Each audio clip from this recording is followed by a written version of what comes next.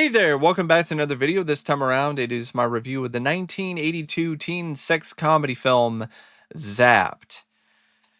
Now, this is a film that, in all honesty, I I think I might have seen a trailer like once, and I was vaguely made aware of the plot. And I think I read something like that talked about how just unbelievably crazy this film's plot is, and for that reason alone, I honestly have to admit that it is something that I was a little curious about seeing, but not to the point where I wanted to go out of my way to watch the movie. And after watching the film, yeah, it is pretty crazy, especially if you look at it compared to today's standards, so to speak. But if you take away the controversial aspects of this movie, it's pretty generic and honestly forgettable. But before I get around to sharing more of my thoughts on this film, I would like to give a special shout out to Brock for requesting this video. And if there is another film, TV show, or topic that you would like to see me discuss in the future, feel free to donate to either my PayPal, my Patreon, or my Cash App. The link to all of those options is in the video description down below, and I'll try to get your request as soon as I possibly can. Now, Zapped is directed by a man named Robert J. Rosenthal, who was also one of the writers of the film. And prior to Zapped, he had only directed one other movie, and it was Malibu Beach in 1978. Another super low budget teen sex comedy that starred a bunch of never wers when it comes to its cast. You can at least look at the Zapped cast and see some people who are somewhat recognizable. He had experience being either involved as a writer or involved in some other capacity with these low budget teen sex comedies. And I think that's probably why he ultimately was able to get the job for this movie. I think he also knew that one of the producers, so that was definitely something that enabled him to get a job after a few years of not directing anything. This is direction that is not particularly dynamic, not particularly that strong, but it's also not obviously bad or terrible. It's just a film that features direction that's very workmanlike, very run of the mill, just not really anything that's special. I would say it's at its best when it comes to scenes that involve Barney's telekinetic abilities or other sequences that have more things going on when it comes to stuff happening in front of the camera, like various different pranks or a scene that takes place at a theme park, stuff like that. But when it comes to the scenes that are supposed to be romantic, falls pretty flat. Doesn't really it really doesn't do a good job providing uh, really what you're looking for when it comes to those kind of scenes. It really is more limp than anything else. And then when it comes to the other moments that are actually trying to be funny or dramatic, which there really aren't that many dramatic moments, but the scenes that are trying to be a little dramatic, they don't really carry the right amount of emotional weight. But it's just a film that's at its best when the director is just playing around with the camera and being zany with it, matching the zany energy of a given scene. For instance, there are a handful of fantasy sequences in this, and that features, in my opinion, the best direction when it comes to Zapped. But this is not something that is the work of a director who is particularly that talented. He is just competent and nothing more than that. And this is a time when you weren't really going to get that many jobs unless you decided to direct a low budget TV, or you really had some a massive influence or knew somebody who was very influential or high up in some kind of studio. If you didn't have those kind of connections, if you were just another competent so-so director, you weren't going to get that much work, because this wasn't really the age of direct-to-video movies yet, and it definitely isn't the age of direct-to-tubi, which we have now. So this wound up becoming the director's last film. Robert J. Rosenthal never directed another movie after Zapped, and he just focused on, I believe, writing or producing stuff. And he didn't really go on to do a whole lot of that after Zapped either. A little bit, but not really anything that crazy or that extensive. Now, Zapped is written by Rosenthal and Bruce Rubin, and this is not a very good screenplay, in my opinion. It has some things that work. I think it's surprisingly enough, it has a very sweet and charming romance in the middle of it, but it's surrounded by a lot of dumb, cliched writing, really unfunny comedy, and some really unlikable characters, and a very puzzling tone. And as a result, like, it just never really seems to find a clear direction that it wants to go to.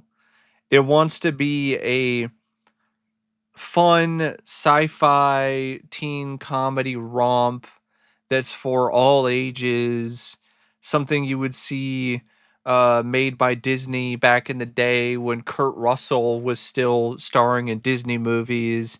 But then it also wants to be Animal House with a ton of nudity and other adult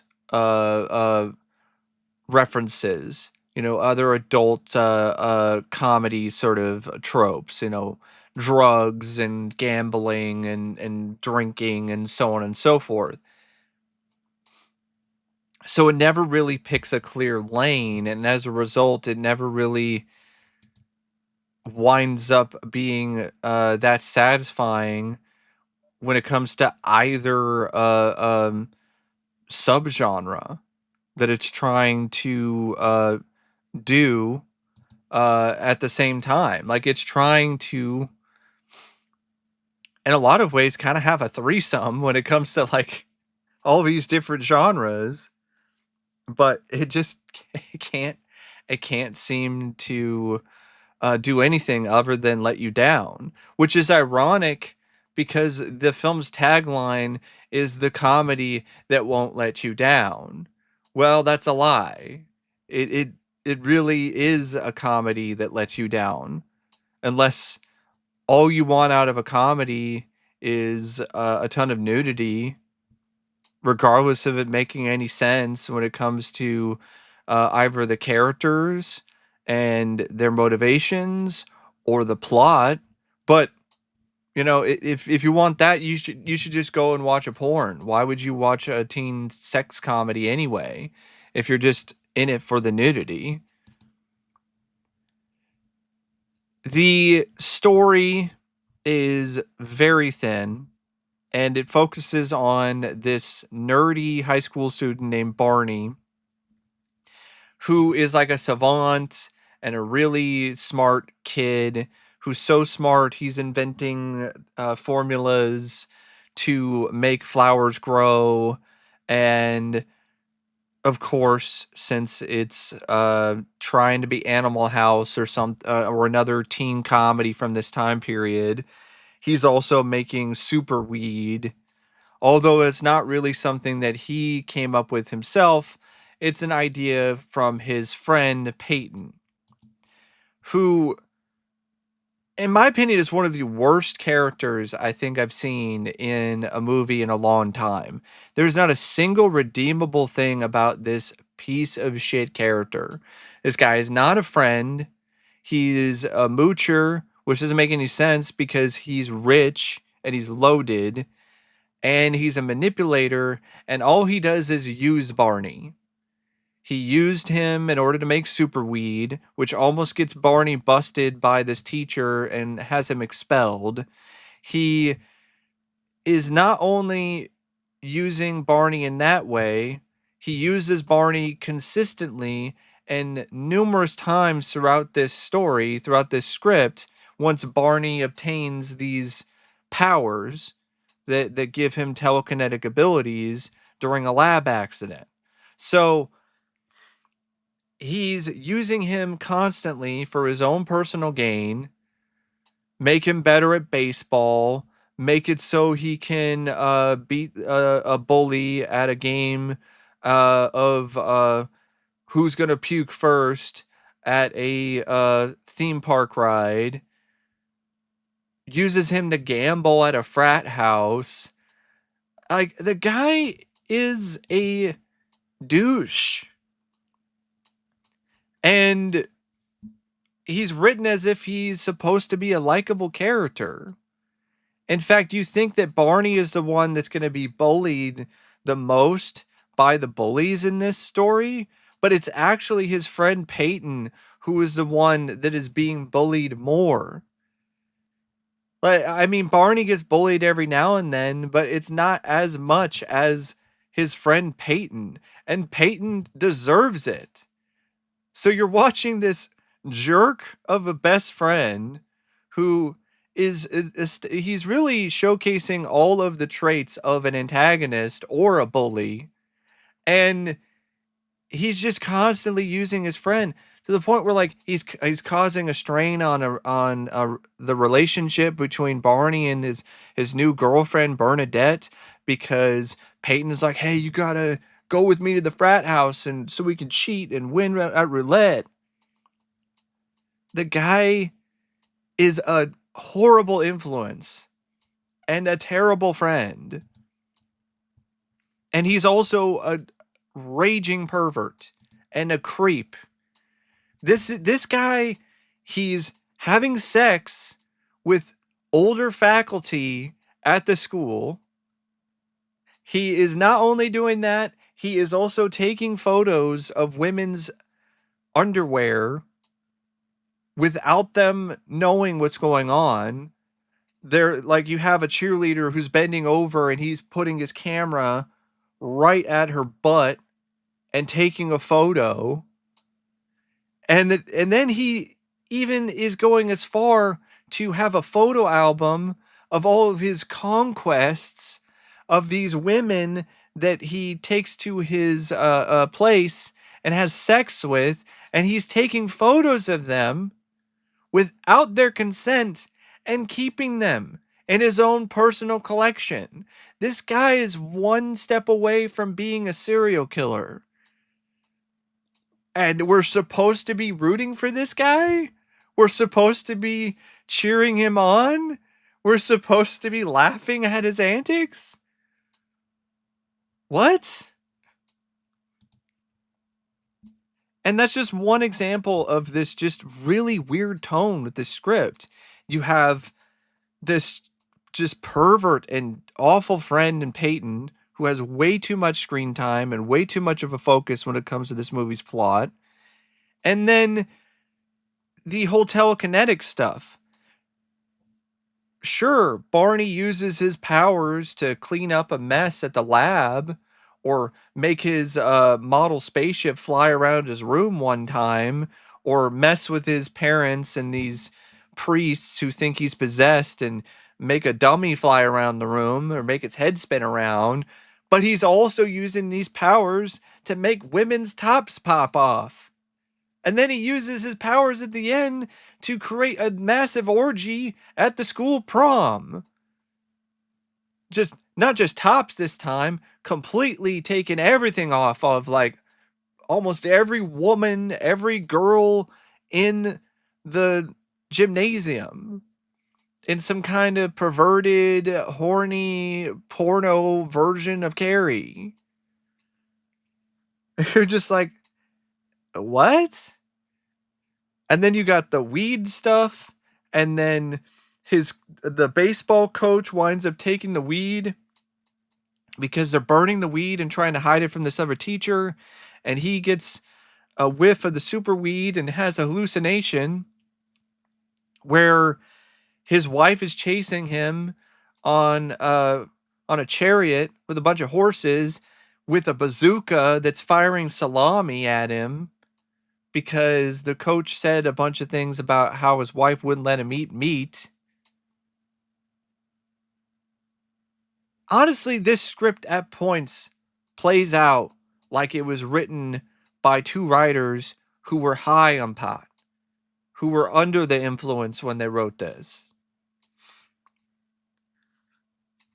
The powers that Barney has, he uses them every now and then to prank some people, prank some guy with his remote control plane at the park. Sorry, I don't know why I couldn't speak there. Probably because I'm still stunned by just how tonally off this entire movie is. And he does other things, like he makes these two guys from the rival baseball team who are mooning him. He makes them fly in the air and land on a tree somewhere. But in the same scene, he also makes the girl who was with them have her top fly off. And she didn't say anything. She was just there with the guys. Maybe she laughed a little bit, but I don't think it warranted exposing her breasts in public. And there's these other random parody stuff too that also just messes with the tone. You got random Exorcist parodies that don't really make a whole lot of sense. There's a Star Trek parody that just happens randomly. It's a cool visual effect of the spaceship winding up floating around the room and then going through the fish tank and then going out the other side. But it doesn't make a whole lot of sense within the context of the story. And you also have a love story going on, which is very tame, but honestly, really nice and sweet. And I really like the love story between Bernadette and Barney. I think it's honestly one of the best things about the script. Because it's not what it's trying to be funny, because a lot of the time it's just lame. When it's trying to be sexy, it just comes across as kind of gross and just and seedy and honestly closer to a porno than anything else. And there's a reason for that. I apparently found out that this was never really intended to be a raunchy teen sex comedy.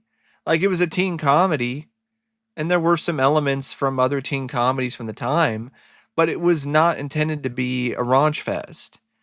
It only became a raunch fest after they finished shooting the movie. And the reason for that is because Porky's was such a massive hit.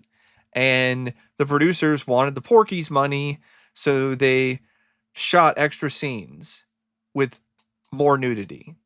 And that is so obvious. And it just makes the tone just really off when it comes to this movie.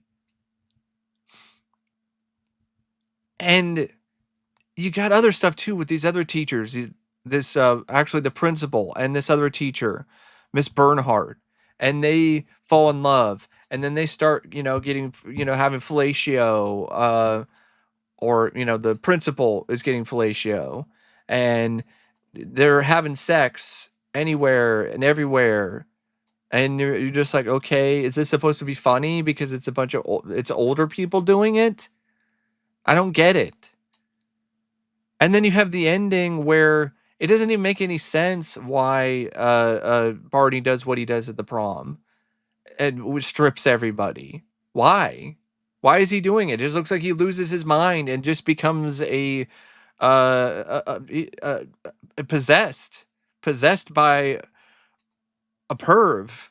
That's really what it looks like. It looks like he got possessed by a perverted ghost and is just making everybody horny and making their tops and their clothes fall off.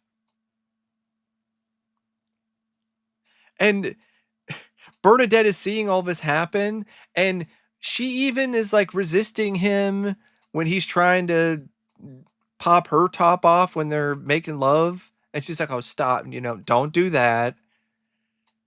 And she's trying to get him to not gamble. And she's a positive influence on him, but she's laughing off the amount of indecent exposure that's happening. And just like, oh, Barney, you made their clothes fall off again. It's so awkward. And then Barney winds up getting hit in the head of the fire hose. He loses his powers, but that's not actually what happens. You think he loses his powers, but he actually, I guess the bump in his head made him more powerful than ever, because by the end of the movie, Barney takes his girlfriend Bernadette and they turn into light and they zap into the sky. I'm not kidding. That is the end of this movie. That's how this film ends. If you're not counting, the multiple moments when Heather Thomas's character gets stripped, or the scenes where Peyton is chasing after her, trying to get with her, or the stuff before that where Peyton is actually trying to get his friend to cheat for him again and gamble and go to Vegas. I'll give the writers credit for this. Finally, after an ungodly amount of time, Barney grows a spine and tells his so-called friend to beat it. Tells him, no, I don't want your tickets. I'm not going to Vegas. Not doing that. Uh, but they're still friends for some reason. I would have liked this script more if this was all set up. Peyton was just a bad friend, was a bad influence, and it was all just a way for Barney to learn how to be a better man and to stand up for himself. But that's not really what happens in the end. Peyton just gets away with it and just like, oh, sorry about that, man. And they just act like everything's all good. And I'm like, it's not. Get this guy out of your life. He sucks. He's gonna ruin the relationship between you and your girlfriend later on too. This is the exact type of person who is going to blow their entire trust fund and then wind up in their 30s without a family, without any reliable income, and then start running drugs and then get busted by the feds and then go to jail for like 20 or 30 years. That's the future of Peyton Nichols. Stay away from this guy. So, yeah, this is a bizarre screenplay. It wants to be a parody of other random movies, but then it also wants to be a teen sex comedy. Then it wants to be like Animal House, and it doesn't wind up being good at any of these things, other than being a sweet teen romance. That's the only time it really works. I do feel that the cast is not that bad. They're trying. Like Scott Baio is Barney. I don't really buy him as a nerd, but he does have charm. He does have some personality. There is some charisma that he actually displays here. The performance is not amazing, but I mean, he did play it fairly straight when it comes to him having these telekinetic abilities, and he did add some nuance to his character with his performance.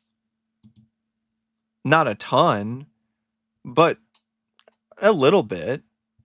And I do feel that the stuff between him and Bernadette, Felice Schachter, I feel those scenes are actually really strong and genuinely charming in their own way. So Scott Baio, I think he's a good lead, and he's likable enough, despite the fact that he's basically committing sexual assault without, you know, actually doing it with his own hands, but he's basically doing it with his powers. But other than that kind of stuff, that just seems so out of character when it comes to the type of person that he's portraying in this. The performance is honestly kind of endearing at points. And Felice Schachter as Bernadette, I think she did a really good job. I honestly feel that she was one of the better performers in this, along with Scott Baio. Um, I really thought she was definitely a character that I bought being intelligent and smart, but she had her own wits about her. She had great chemistry with Scott Baio, and she was also funny in her own way. Like, I really enjoyed her performance. It was definitely a major bright spot when it comes to this movie. Willie Ames, on the other hand, not the best performance. Very, honestly, kind of one note and very sitcom-y. And the character that he played was awful, and I hated his character. Um, and I don't think that was really what you were supposed to feel. I don't think Peyton was a character that you were supposed to hate. It was supposed to be Robert, who's Jane's boyfriend. But I hated him more than Robert. And so because of that, maybe I can give Willie some extra credit. And in all honesty, I think this is the role that propelled Willie Ames to become Bible man later on in his life. He had to cover it up. He had to be like, "Oh no, I wasn't in Zapped. I didn't play that jerk character Peyton, who's a pervert who's taking photos of women's panties and taking photos of women naked without their permission and consent." And I'm not doing any of that. That's not me. That's a different Willie Ames. I'm Bible man. And the rest of the cast, pretty good too. I mean, you got Heather Thomas as Jane Mitchell. She's, a bully in this, but she's still very sweet. She's still very personable and hot. I mean, this is pretty close to like peak hotness for Heather Thomas. So if you're a fan of hers, this is worth a watch just for her, to be perfectly honest. No, it is one of her better performances too. Robert Mandan as Walter Coolidge, nah. Greg Bradford is Robert Wolcott. The guy's got no charisma. He has all the acting ability of a stump. Um, but for the kind of character that he was playing, it worked because he was supposed to be playing a dumb jock. So it was just something that just kind of fit. Scatman Crothers is Coach Dexter Jones. It was fun to see him in this kind of movie, just kind of having fun, playing around in a teen sex comedy. He definitely elevated the film when it comes to his scenes. He's not in it a lot, but the scenes that he's in, honestly, were probably some of the best scenes in the movie and provided some of the only times I actually laughed. Ane Langdon plays Rose Bernhardt. She's decent enough. And you got Eddie Deason, who's in it for like a little small role. He's like one of the nerds named Sheldon. And then you have Merritt Butrick, who was Kirk's son in Star Trek 3. He was Dr. David Marcus. And of course, he was also in Star Trek 2. So Kirk's son David in the Star Trek films, with the original crew, he is in this as a punk rocker teen, a guy who's dressed like he's a punk rocker, who is a troublemaker. I loved his one scene. He was funny. He It was fun to see him play something so different than what I've normally seen him play, and I liked him enough that I wish his character was in the movie more, because he definitely left an impression, and it was a genuinely positive one, if you ask me. So that's your cast.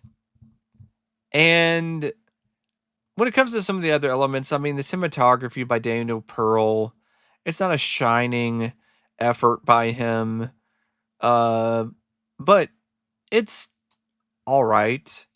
The editing by Robert A. Ferretti, not fantastic, but I think it fit the zany tone of it decently enough. It's at its worst when it's cutting in the nudity scenes that were shot later, and you can just tell that they were just cut in last minute. There really isn't a lot of care put into tossing these scenes of nudity into the movie, and it's very obvious that they really were just last minute additions. And the music by like four different people, like I don't know why this needed like four people to do the score. Miles Goodman, Charles Fox, John M. Keane, Tom Keane. It's not a score that I personally feel is that great, but it's not a score that is terrible either. It's not a bad score. It fits the film decently for what it's trying to be. But the best things about Zapped when it comes to the music is the songs that are used for the soundtrack, the original songs that were made for the film. Uh, I don't really think there were a lot of songs that were licensed. It was just songs that were made for the movie. And I don't even know if they even released a soundtrack album. I think they did. And you have a lot of fun songs like Shoot the Moon, Just for Fun. Rick Derringer performed that one. King and Queen of Hearts, which is performed by David Pomeranz. Got to Believe in Magic. I think that is the opening of the movie. I think that's a song in the beginning of the film. So I like the original songs that were used for the soundtrack. They were definitely very peppy, uh, and were genuinely catchy. I think this film does have a bit of a cult following. It wound up even getting a sequel in 1990 that is honestly worse. So much worse. I mean, this is not a good movie, but Zapped Again is genuine trash. But yeah, that's my thoughts on Zapped. And until next time, thanks for watching, and I'll see you later. See ya.